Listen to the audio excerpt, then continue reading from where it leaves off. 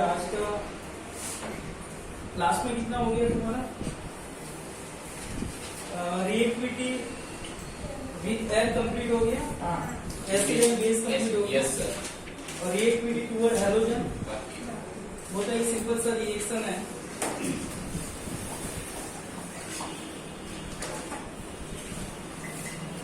Reaction with halogen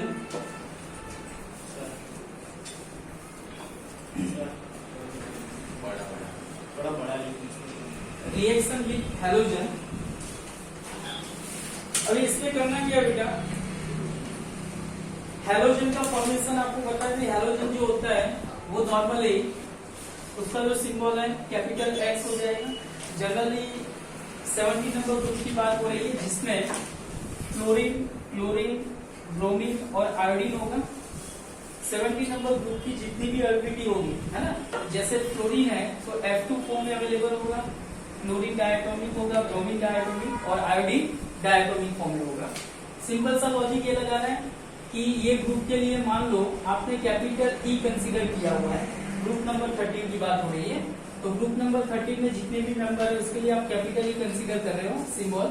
और halogen जो होता है वो नॉर्मली कौन से फॉर्म में रहेगा, H2 फॉर्म।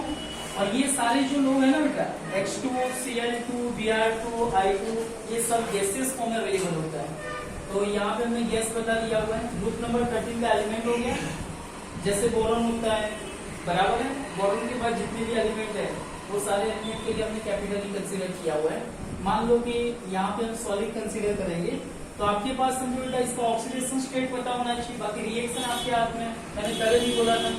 तो फर्स्ट रिएक्शन समझो कि आपका हो जाएगा, अगर ग्रुप नंबर 13 जो है, क्योंकि इसका इलेक्ट्रोनेगेटिव कौन सा होगा बेटा, देखो ग्रुप नंबर 13 हो गया, ग्रुप नंबर 17 है, लेफ्ट टू राइट चलोगे इलेक्ट्रोनेगेटिविटी क्या होगी, इंक्रीज होती जाएगी। और वैसे भी ग्रुप नंबर 17 जो होता है वो हाईली इलेक्ट्रोनेगेटिव है, तो कहीं ना कहीं पे ये लोग जो है ना बेटा वो नेगेटिव फॉर्म करेगा। ऑक्सीडेशन स्टेट इनका कैसा होगा, नेगेटिव। तो नेगेटिव के हिसाब से आपको देख लेना बेटा, फर्स्ट नंबर जो है फ्लोरीन 9 नंबर के हिसाब से 2 7 होगा, आउट ऑफ उस में 7 इलेक्ट्रॉन है, तो नॉर्मली क्या करेगा, गेन ऑफ इलेक्ट्रॉन। तो यहाँ पे जो हैलोजन ग्रुप होता है वो -1 ऑक्सीडेशन स्टेट फॉर्म कर लेगा। और ई का मतलब हो जाएगा, समझो कि इसमें 2 ऑक्सीडेशन स्टेट की बात बताई हमने, +3। और दूसरा जो रिएक्शन होगा जो टेक्स्ट बुक में नहीं है पर हमको थोड़ा समझ लेना है, H2 गैस हो जाएगा, सॉलिड फॉर्म है, +3 की वैलेंसी पॉसिबल है, +1 वैलेंसी भी पॉसिबल है। तो यहाँ से बेटा 2 चीज आपको थोड़ा माइंड में रखना है कि पहले से हमारा कंपाउंड कौन सा बनेगा, आपको पता चल गया बेटा, E+3 हो गया, X-1 है, प्लस माइनस को भूल के सिर्फ नंबर नीचे उतार लो, बराबर। तो यहाँ से क्या फॉर्म होगा, EX3, और यहाँ से क्या फॉर्म होगा, ये +1 -1, तो कौन सा कंपाउंड बनाएगा, EX। रिएक्शन आपको बैलेंस करना है बेटा, ये 2 नंबर है तो यहाँ पे कितना करोगे, 2, तो 3 2 6 हो गया, ये कितना होगा 3, और E कितना हो गया बेटा 2। ये वाला रिएक्शन बैलेंस करना है, 2 लगा लो, यहाँ पे कितना होगा 2। ये चीज हो गई क्लियर, yes। तो यहाँ से बेटा ग्रुप नंबर 13 जो है हैलोजन के साथ रिएक्शन करेगा तो 2 तरह का कंपाउंड बनाएगा, एक होगा ट्राइहैलाइड और एक नॉर्मली होगा मोनोहैलाइड, बराबर। अभी आपको ये समझना बेटा, कुछ कुछ क्वेश्चन जो है यहाँ से एक मार्क्स में रहेगा। अभी मुझे ये बताओ बेटा कि जैसे आपको बनाना है EX3 टाइप के कंपाउंड, है ना, यहाँ पे मैंने फ्लोरीन लिखा, फ्लोरीन हो जाएगा, ब्रोमीन हो गया, आयोडीन हो गया, नंबर 1। और समझ लो बेटा E की जगह पे आप लिखोगे बोरॉन, एल्यूमिनियम, गैलियम, बराबर है, इंडियम और थैलियम, इतना हो गया बेटा। तो यहाँ से समझो कि EX3 टाइप के कंपाउंड बनाने हैं। 2 क्वेश्चन मेरा रहेगा, उसका आंसर आपको करना है। यहाँ से क्या बनेगा, BF3, यहाँ से BCl3, BBr3, BI3 हो गया। एल्यूमिनियम के साथ क्या बनाएगा, AlF3, AlCl3, AlBr3, AlI3, ये हो गया। बोरॉन, एल्यूमिनियम, गैलियम हो गया। गैलियम के साथ क्या बनाएगा, GaF3, गैलियम क्या बनाएगा, Cl3, गैलियम क्या बनाएगा बेटा, Br3, गैलियम I3 हो गया। इंडियम के साथ काम करवाओगे तो इंडियन F3 हो जाएगा, इंडियन Cl3, इंडियन समझना बेटा Br3, इंडियन क्या होगा I3। थैलियम के साथ काम करोगे तो TlF3, TlCl3, TlBr3, TlI2, इतने सारे कंपाउंड पॉसिबल है। और सेकंड कंपाउंड जो होता है वो EX टाइप का है। ऐसा ही समझो कि टेबल आप बना सकते हो EX के साथ।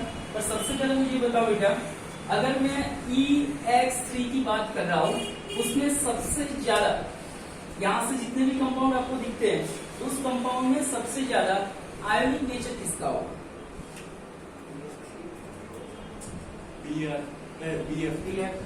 इसका आयोनिक नेचर कैसा होगा सबसे ज्यादा? ऐसा होगा।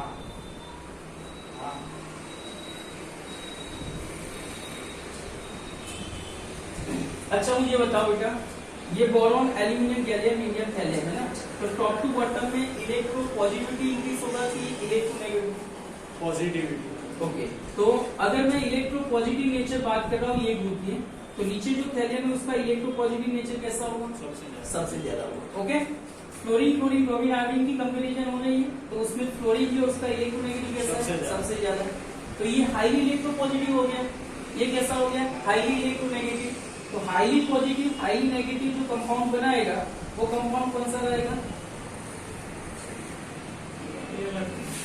TlF3। समझो मेरी बात। और इसके साथ में एक और कंपाउंड बन सकता है TlF, ऐसा हो जाएगा। तो आयोनिक नेचर की बात हो रही है, तो उसमें आपको प्रॉपर्टी थोड़ा फॉलो करना है कि टॉप टू बॉटम में इलेक्ट्रोपॉजिटिव नेचर इंक्रीज होगा, मतलब थैलियम जो होता है वो हाईली इलेक्ट्रोपॉजिटिव हो गया। अच्छा, ऐसा पूछा जाएगा कि EX3 में सबसे ज्यादा स्टेबल कौन सा है?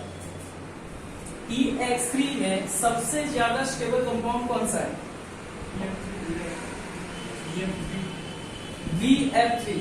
तो ये वाला जो है वो सबसे ज्यादा स्टेबल कंपाउंड है। क्यों कंपाउंड स्टेबल है? क्योंकि बोरॉन जो होता है उसमें +3 वैलेंसी ज्यादा स्टेबल है एज कम्पेयर टू, है ना। तो टॉप टू बॉटम में +3 का स्टेबिलिटी कम होता है, तो ये वाला जो कंपाउंड है सबसे ज्यादा स्टेबल है। तो स्टेबिलिटी के हिसाब से VF3 जो है वो सबसे ज्यादा स्टेबल है। क्लियर हो गया? तो आपको थोड़ा ऑर्डर देख लेना है, बराबर है। इसके बेस पे आपका हाईली मतलब strong reducing agent, strong oxidizing agent, ये सारे केस जो है यहाँ से सॉल्व होंगे। ये जनरली आपके टेक्स्ट बुक में नहीं है, तो थोड़ा ध्यान रखना है, एक एक मार्क्स के क्वेश्चन यहाँ से पूछे जाते हैं। क्लियर हुआ? आपने शायद कहीं पे AlCl3 के बारे में सुना होगा, कोई रिएक्शन में एनहाइड्राइड AlCl3, है ना। तो AlCl3 का एक अलग सा यूटिलाइजेशन है। कुछ रिएक्शन जहाँ पे H2 का एडिशन चल रहा है, उसके साथ में एनहाइड्राइड AlCl3 जो है वो एक रिड्यूसिंग एजेंट के हिसाब से हम यूज करते हैं। क्लियर हो गया? तो ये थोड़ा माइंड में रखना है, बट आपके टेक्स्ट बुक में से इतना बताया हुआ है। ग्रुप नंबर 13 का हैलोजन के साथ रिएक्शन करोगे EX3 टाइप के कंपाउंड बनेंगे, और दूसरा कंपाउंड कौन सा बनेगा? EX। क्लियर है? टॉप टू बॉटम में चलना है। ऊपर वाले कंपाउंड जो है उसमें EX3 ज्यादा स्टेबल रहेगा, और नीचे वाला जो कंपाउंड है उसमें EX जो है वो ज्यादा स्टेबल रहेगा। क्लियर हो गया? इलेक्ट्रो पॉजिटिविटी माइंड में रखना है, इलेक्ट्रो नेगेटिविटी माइंड में रखना है। चलो क्लियर है? ओके, चलो बेटा इतना हो जाने के बाद एक नया टॉपिक है। यहाँ पे आपकी प्रॉपर्टी जो है ना बेटा, ग्रुप नंबर 13 उसका प्रॉपर्टी का काम कंप्लीट हो गया। अभी इसमें हमको ये देखना है कि भाई ग्रुप नंबर 13 में ध्यान रखना बेटा, जैसे boron, aluminium, gallium, indium, thallium, मैं सिर्फ एक ही ग्रुप की बात नहीं कर रहा हूँ, हर एक ग्रुप की कॉमन चीज रहेगी। जैसे ही आपका समझो कि ये केमिकल प्रॉपर्टी होगी, हर एक में ऐसी चीज आपको एक्सप्लेन कर लेगी कि मान लो कि 40 नंबर ग्रुप में चले, तो 40 नंबर ग्रुप में आपको सबसे पहले इलेक्ट्रॉनिक कॉन्फ़िगरेशन, फिर उसकी बेसिक जो चीजें होती है जैसे आयनाइजेशन, एंथैल्पी है, एटॉमिक साइज है, ये सारे ग्रुप के लिए आपको एक्सप्लेन करना है कॉमन।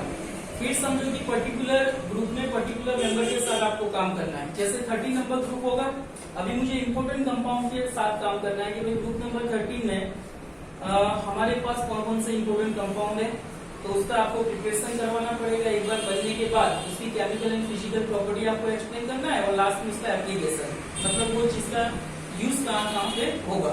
तो जैसे ये ग्रुप में समझो कि ग्रुप नंबर 13 है, उसमें ये 5 मेंबर है, पर पांचों का एक्सप्लेन करने की जरूरत नहीं है। नॉर्मली हर एक ग्रुप में पहले 2 मेंबर है, उसके बारे में आपको बताना है। मतलब ग्रुप नंबर 13 में सिर्फ और सिर्फ आपको बोरॉन जो है उसके इंपोर्टेंट कंपाउंड के बारे में आपको एक्सप्लेन करना है।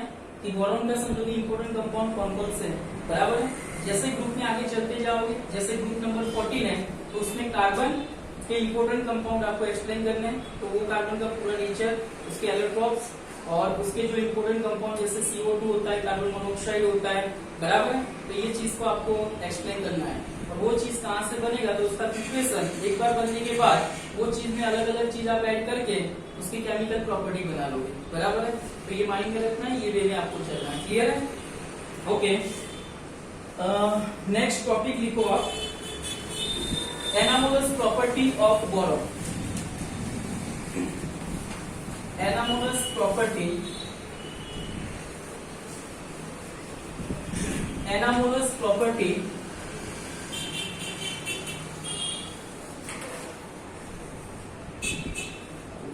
लिखा, एनामोलस प्रॉपर्टी। केमिकल प्रॉपर्टी में कंटिन्यू करेंगे बेटा, ये पूरा एक नया टॉपिक, केमिकल प्रॉपर्टी वाला टॉपिक जो है वो क्लियर हो गया। हाँ, उसमें इतना रिएक्शन आपको बता रहे हैं एल्यूमिनियम का। एनामोलस प्रॉपर्टीज ऑफ बोरॉन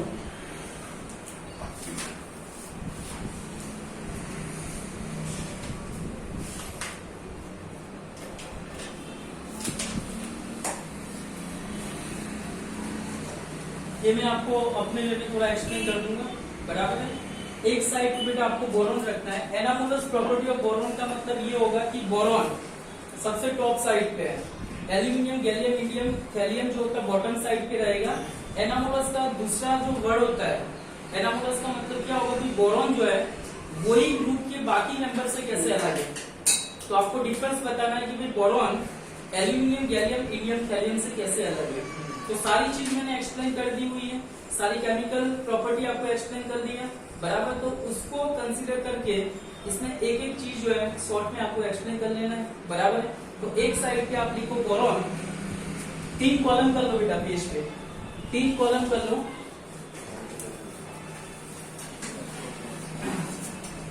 तीन कॉलम बनाना बेटा, ताकि आपका काम इजी हो जाए। यहाँ पे प्रॉपर्टीज लिखना है। सेकेंड कॉलम में बोरॉन लिखो, थर्ड कॉलम में एल्यूमिनियम, गैलियम, इंडियम और थैलियम लिखो।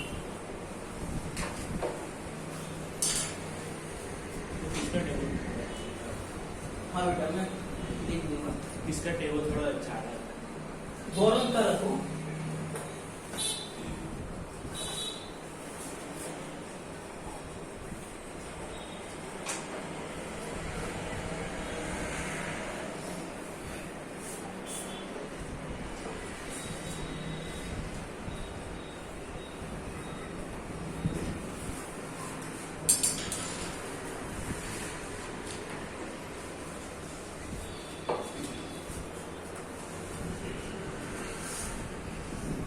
फर्स्ट प्रॉपर्टी में बेटा आपको बताना है एटॉमिक साइज। पॉइंट आपको कवर करते जाना है। मैंने एटॉमिक साइज लिखा, छोटा एटॉमिक साइज जो बेटा boron, aluminium, gallium, indium, thallium की कंपैरिजन हो रही है। एनामोलस प्रॉपर्टी यहाँ पे आपको बताना है। तो ये बोरॉन जो है एल्यूमिनियम, गैलियम, इंडियम, थैलियम से एटॉमिक साइज को अगर आप कंसीडर करोगे तो इसका इनके साथ कैसा रिलेशन है ये बताओ। ओके, बोरॉन जो उसका एटॉमिक साइज कैसा होगा, सबसे smallest, top to bottom atomic size क्या होता है बेटा, 30 होगा। तो यहाँ पे एटॉमिक साइज लिखा, तो बोरॉन का क्या लिखोगे, स्मॉलेस्ट लिखो बेटा। क्या लिखोगे, स्मॉलेस्ट एटॉमिक साइज, बराबर है। और यहाँ पे एल्यूमिनियम, गैलियम, इंडियम, थैलियम में क्या लिखोगे, एटॉमिक साइज इंक्रीज, ऐसे लिखो, atomic size increase.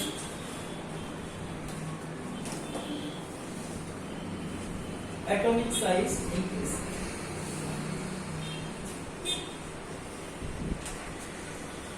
Atomic size increase.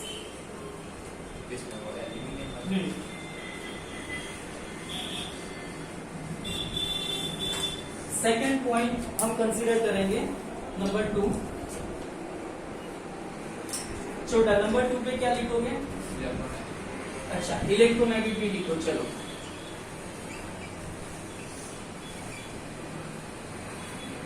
The value of electronegativity of boron कितना था बेटा?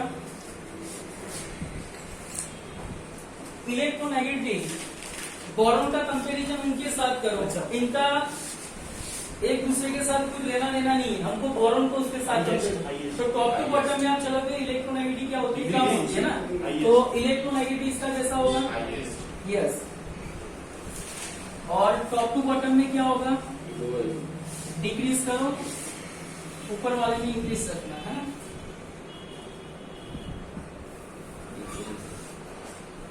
थर्ड नंबर पे डेंसिटी लिखो। चलो, डेंसिटी बोरॉन का कैसा रहेगा? सबसे लो। यस, यहाँ पे लो। और टॉप टू बॉटम में क्या होगा बेटा? इंक्रीज।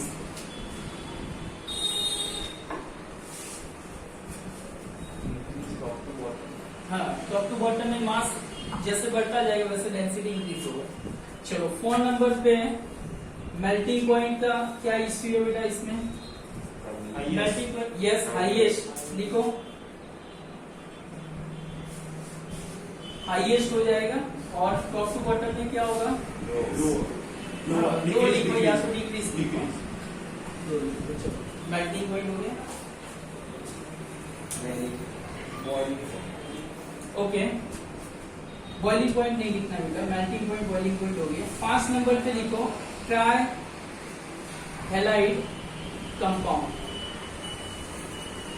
अभी सर ये ट्राई हैलाइड कंपाउंड में तो बेटा मैं यहाँ पे साइड में कुछ कंपाउंड बताता हूँ। जैसे कोई एक कंपाउंड ले लो बेटा, जैसे क्लोरीन के साथ का आप कंसीडर करोगे तो उसमें क्या होगा?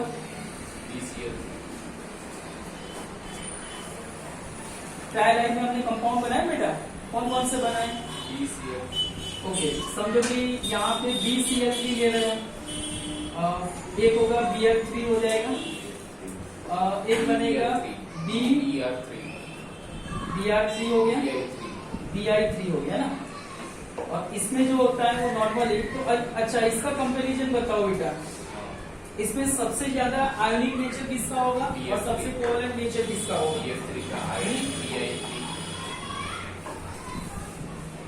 आयोनिक नेचर इसमें ज्यादा होगा। BF3 जो है उसका आयोनिक नेचर कैसा होगा? सबसे ज्यादा। अच्छा, फिर इस तरफ आप चलोगे, बोरॉन एल्यूमिनियम हो गया, फिर गैलियम हो गया, समझना बेटा। फिर क्या होगा? एल्यूमिनियम, गैलियम, इंडियम, है ना। फिर क्या होगा? कैल्शियम। ऐसा हो गया। वैसे क्लोरीन के लिए फॉलो करोगे तो मुझे ये बताओ बेटा, इसमें सबसे ज्यादा इसका नेचर कैसा होगा और ये बाकी जो मेंबर है उसका नेचर कैसा होगा? कुछ लॉजिक लगा के बोलना है ना। ये Br3 हो गया। अभी ये केस आपको नहीं लेना हो तो आपके टेक्स्ट बुक में BCl3 दिया हुआ है। ओके, उसके बाद AlCl3 हो गया, उसके बाद गैलियम Cl3 हो गया, उसके बाद इंडियम Cl3 हो गया, उसके बाद थैलियम Cl3 हुआ। तो मुझे ये बताओ बेटा, ये वाली चीज का इनके साथ कंपैरिजन करोगे तो आयनिक नेचर किसका सबसे ज्यादा होगा? इसका ज्यादा होगा। ओके, इसका मतलब क्या हुआ कि ये बोरॉन के ट्राइहाइड कंपाउंड जो है उसमें नेचर कैसा सबसे ज्यादा होगा? मतलब कोवेलेंट नेचर ज्यादा होगा कि आयनिक? Covalent nature. बात समझ में आ रहा है? तो यहाँ पे ट्राइहाइड कंपाउंड में ये लिखो, यहाँ पे यहाँ पे आपको एक लाइन लिखना है, लिखो। हाँ, ट्राइहाइड कंपाउंड में सामने एक लाइन लिखो, ट्राइक्लोराइड, यहाँ पे लिखना ट्राइक्लोराइड,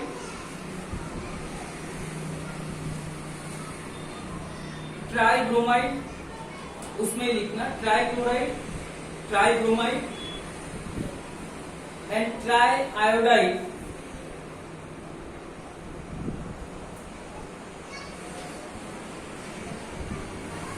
ऑफ बोरॉन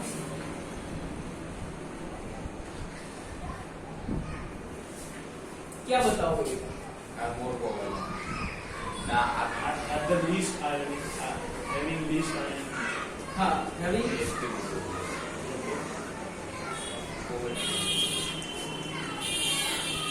लिखा least covalent in nature, sir sorry ionic in nature, least ionic in nature,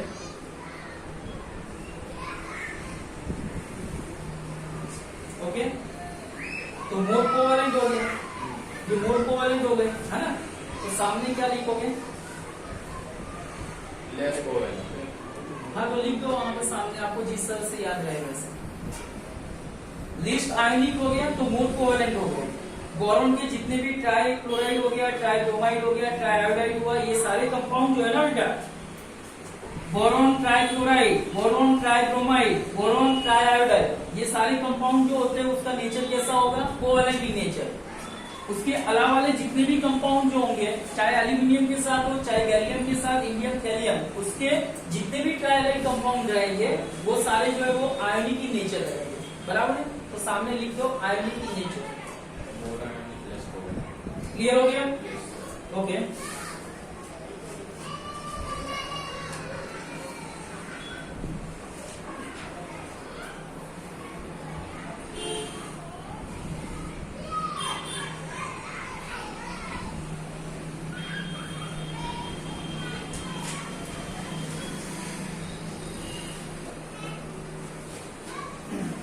okay, इसके बाद लिखो बेटा 6 नंबर पे लिखो formation of complex, formation of complex, formation of complex.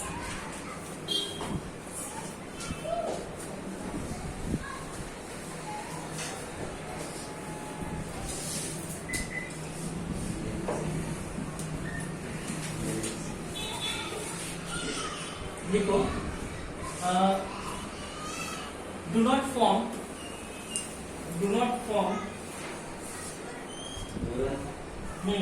तो कौन सा कंपनी?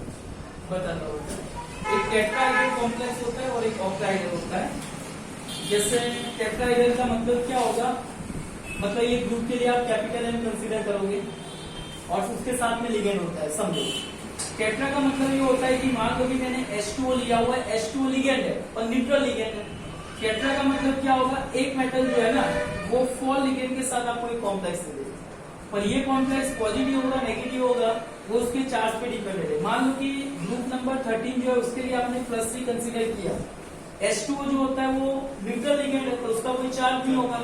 ये टेट्रा न्यूक्लियर वाला होता है, इसको हम टेट्रा कॉम्प्लेक्स बताएंगे। टेट्रा का मतलब 4 हो जाएगा, मतलब ये मेटल के आसपास जैसे ये हमने लिया OH2 मतलब ये H2 हो गया, ये भी H2 हो गया, ये भी H2 हो गया, बराबर बेटा। ये भी क्या हो गया? H2 हो गया, हाँ समझो।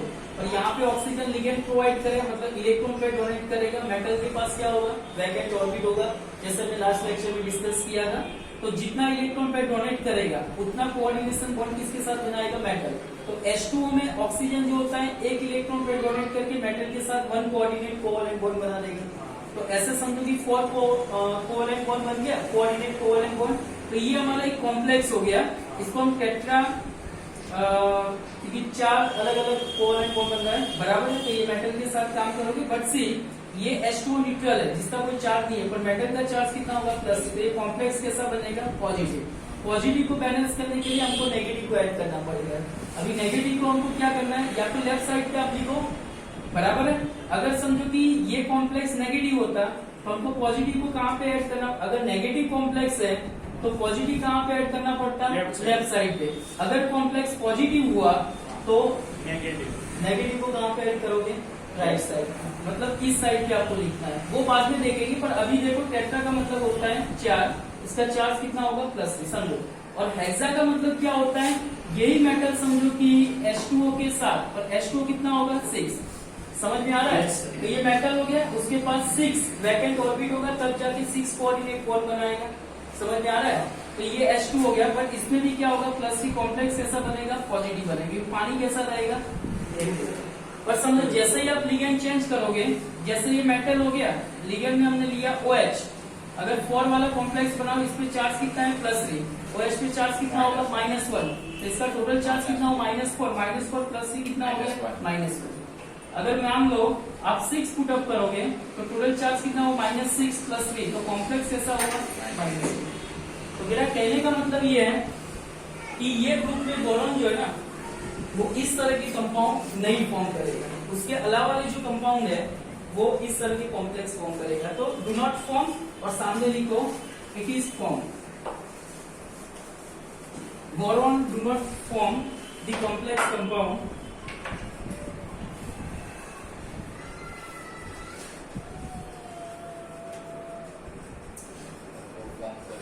और ये लोग जो है ना वो फॉर्म करेगा।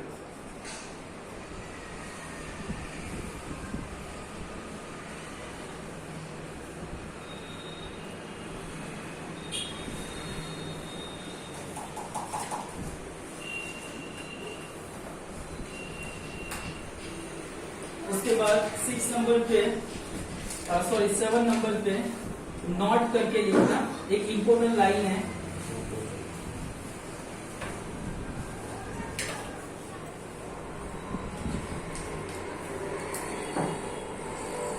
और यहाँ पे थोड़ा हाईलाइट कर लेना, मोनो हाईलाइट कर लेना, मोनो मैरिक ट्राइहैलाइड, मोनोमेरिक ट्राइहैलाइड।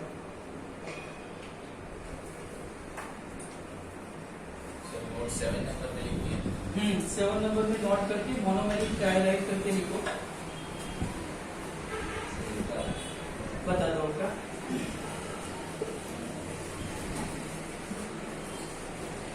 ऐसा हमने कुछ पढ़ा था बेटा, BF3 के बारे में सुना हुआ है? ओके। उसके साथ में हमने एमोनिया को कंसीडर किया था, याद है? ओके।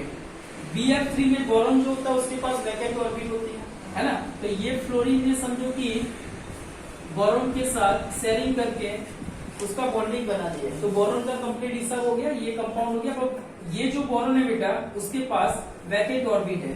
NH3 का केस कैसा था कि उसके पास टोटल 5 इलेक्ट्रॉन थे, उसमें से समझो कि 3 इलेक्ट्रॉन कहाँ पे यूज किए? Formation bond with hydrogen. इसके पास एक पेयर बचा, ये पेयर किसको डोनेट करेगा? बोरॉन को। तो हमने BF3 को एक एग्जांपल में लिया था, बाकी किसी को नहीं ले सकते थे। तो यहाँ पे आपको ध्यान रखना है कि जैसे BF3 है बेटा, वैसे समझो कि एल्यूमिनियम F3 भी होगा, वैसे समझो कि गैलियम F3 भी होगा। तो इसमें ऐसा बोला गया हो कि आपके पास BF3 जो है उसमें इलेक्ट्रॉन डेफिशिएंट नेचर सबसे ज्यादा होता है as compared to other. Clear हुआ? तो यहाँ पे थोड़ा ध्यान रखना है कि भाई देखो वहां पे BF3 हैविंग, हाँ उसके सामने बोरॉन वाले कॉलम में लिखो BF3 having more electron deficient nature, more electron deficient in nature,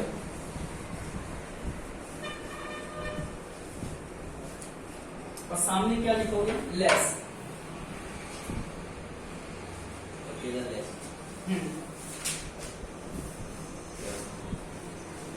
अच्छा, ये नेचर से आपको क्या पता चलेगा? मैं ल्यूस वाले कॉन्सेप्ट में चल रहा हूँ बेटा। तो समझो बेटा आपका BF3 हो गया, ये BF3 हो गया, तो ये कैसा हो गया? मोर इलेक्ट्रॉन डेफिशिएंट हो गया। अभी जो इलेक्ट्रॉन पेयर को एक्सेप्ट करेगा, लॉन पेयर को एक्सेप्ट करेगा, उसको हम क्या बताएंगे? Lewis acid. और जो डोनर है उसको हम क्या बताएंगे? तो मुझे बताओ BF3 को आपने इलेक्ट्रॉन डेफिशिएंट कंपाउंड बोला, बाकी की कंपेयर में इसमें नेचर ज्यादा है, तो ये सबसे ज्यादा कैसा हो जाएगा? Lewis acid. तो यहाँ पे आप लिखोगे it is strong Lewis acid. हाँ, इट इज बोरॉन वाले कॉलम में लिखना it is strong Lewis acid in nature. बराबर है? तो सामने क्या हो जाएगा बेटा? Less Lewis acid. हाँ, लुईस एसिड। वीक बोलोगे तो भी चलेगा।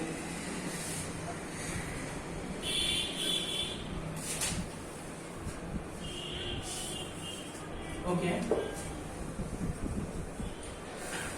उसके बाद 8 नंबर पे लिखो क्या होगा? ये लास्ट है। हाँ,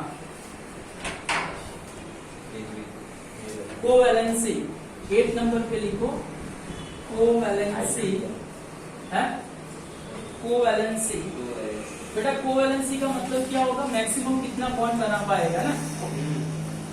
चलो अभी आपको समझ में तो आ गया है ना। जैसे आपके पास बोरॉन है, एल्यूमिनियम है, गैलियम है, इंडियम है, थैलियम है, उसमें हमने 2 2 और 1 का एक पेयरिंग बताया था ना। इसमें sp चलेगा, इसमें sp_d चलेगा, इसमें sp_d_f इलेक्ट्रॉनिक कॉन्फ़िगरेशन मैंने ऐसा कुछ लिखा था।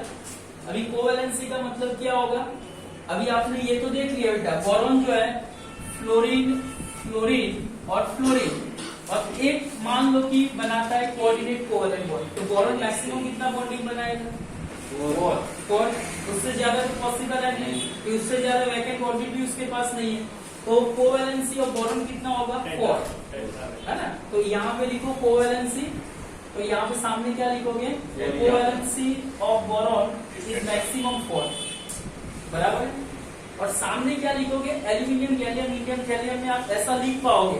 देखो बेटा, जैसे एल्यूमिनियम में sp है, पर एल्यूमिनियम का इलेक्ट्रॉनिक कॉन्फ़िगरेशन आप लिखोगे ना, तो उसमें लास्ट में एक d ऑर्बिट भी आएगा, जिसमें इलेक्ट्रॉन कैसा होता है, 0।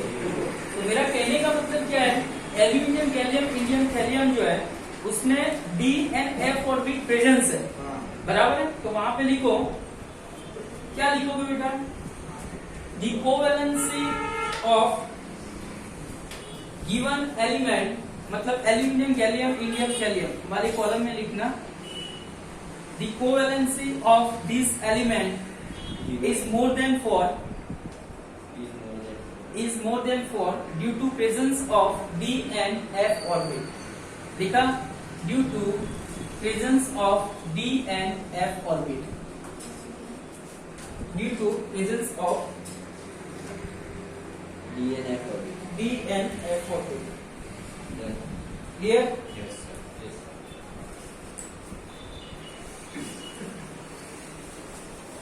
छोटा वापिस एक बार फटाफट रिवाइज कर लो, फटाफट सर टेबल क्लोज कर देना। हाँ, एनामोलस प्रॉपर्टी ऑफ बोरॉन में किसी को कोई डाउट है बेटा? जो चीज पढ़ा हो वही चीज को हमने स्टेप बाय स्टेप एक्सप्लेन कर दिया। एनामोलस का मतलब क्या होगा, भाई बोरॉन जो है वही ग्रुप के बाकी मेंबर से कैसे अलग है, तो प्रॉपर्टी के हिसाब से आपको उसको एक्सप्लेन करना है। कोवैलेंसी आपको समझ में आ गया, कोवैलेंसी का मतलब मैक्सिमम कितना बॉन्डिंग बनाएगा। चलो क्लियर है। नाउ अभी इसमें एक टॉपिक जो है आप लिखोगे, important compound of boron. Topic, हाँ, इम्पोर्टेंट